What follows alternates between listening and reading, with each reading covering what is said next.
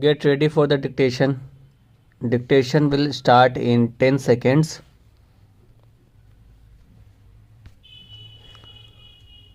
Five seconds.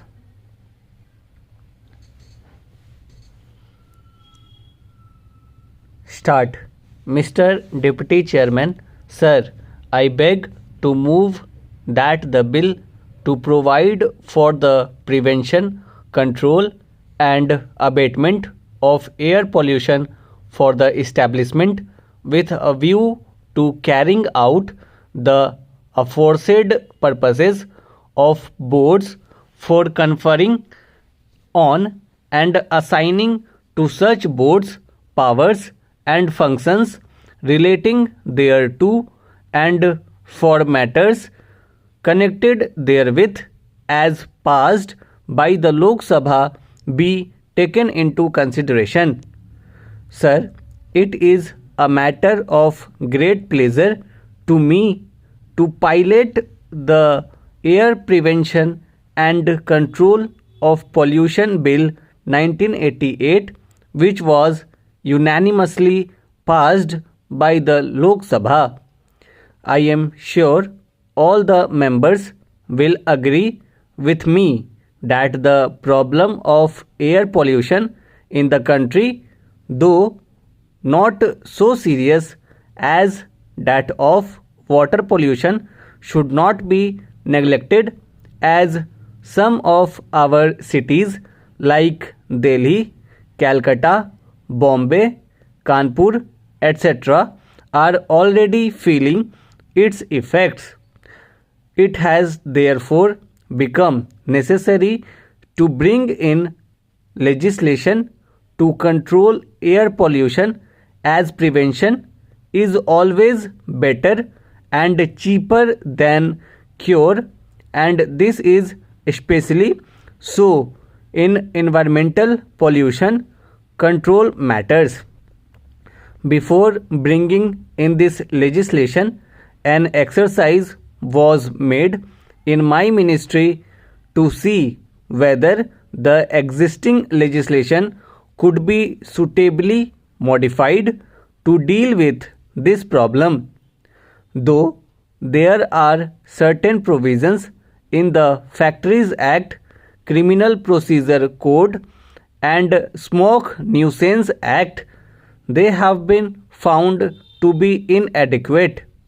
Hence, the need for a comprehensive legislation to deal with all aspects of air pollution was felt.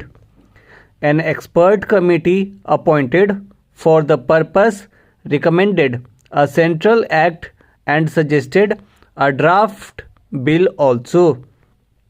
This draft was duly examined, and eventually a bill to provide for the prevention and control of air pollution was introduced in the last Lok Sabha in April 1987. The bill was referred to a joint committee of the two houses. The committee considered the bill in detail and presented its report to the Lok Sabha on the 18th May 1988. The bill, however, could not be taken into account for unforeseen circumstances.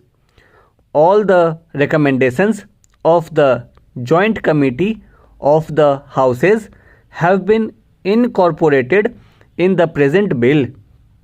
In the UN Conference on Human Environment in 1987, in which India also participated, decisions were made to take appropriate steps for the prevention of natural resources of the earth, which included control of air pollution.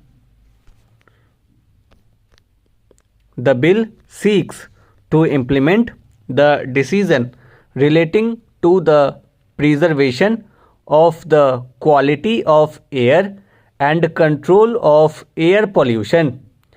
The present thinking in environmental pollution control matters is to have an integrated approach.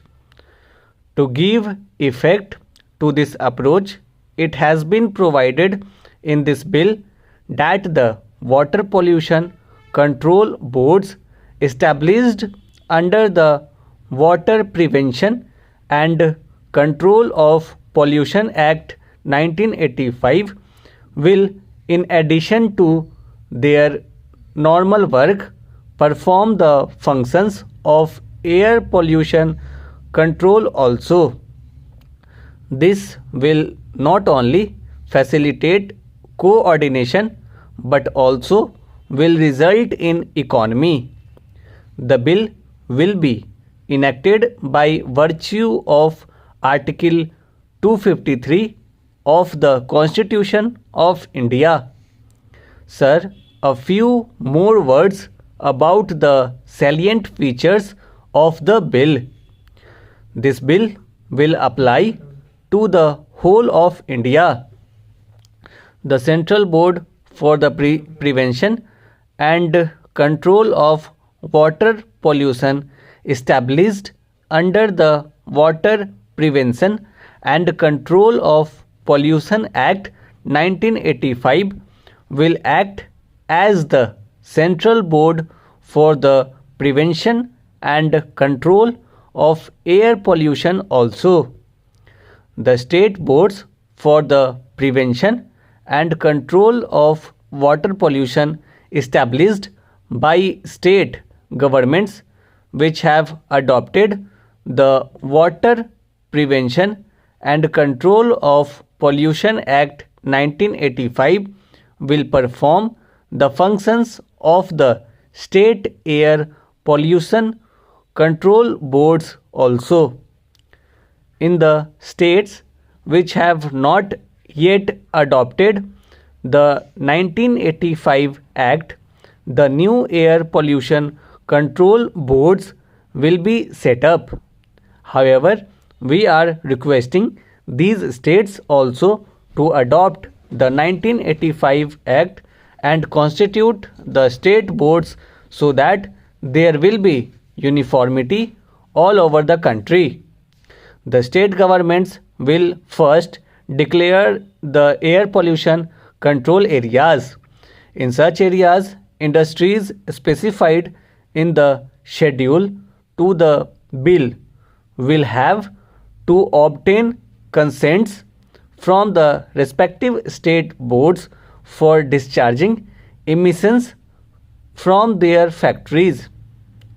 The state boards will lay down the specifications for emission discharge and the particulars of the control equipment that should be put up to abate air pollution. Failure to comply with the consent conditions will render the industrial units liable to prosecution. However, reasonable time will be given for existing industrial units to install the control equipments. The state governments will also issue necessary instructions to ensure that the automobile exhaust do not exceed the specifications laid down by the respective state boards. This bill will, however, not apply to ships and aircrafts. This provision is made as there exists a separate law for the control of pollution in those areas. With these words, sir, I beg to move that the bill will be taken into consideration by the Honorable House. Stop.